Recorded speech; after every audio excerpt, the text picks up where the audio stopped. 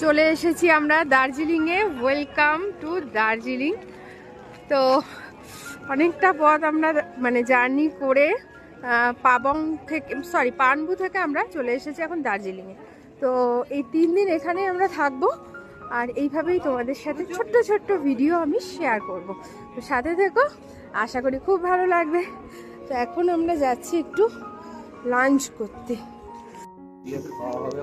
এখন আমরা চলে এসেছি মহাকাল রেস্টুরেন্টে সুন্দর করে দুপুরের লাঞ্চ করতে।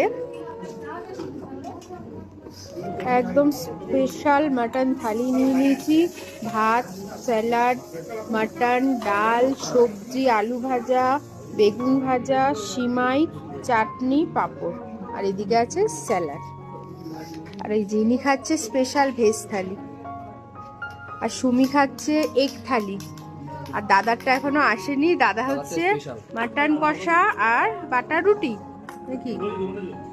ও হেভি স্মেল বেরোচ্ছে, আর পাচ্ছি না, ঝপঝপ খেয়ে নিই।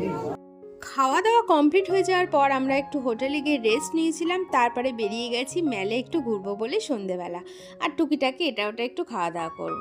তো চলো আজকের ব্লগটা এই অবধিই রাখছি। নেক্সট পার্টে আসছে আরও সুন্দর সুন্দর ভিডিও।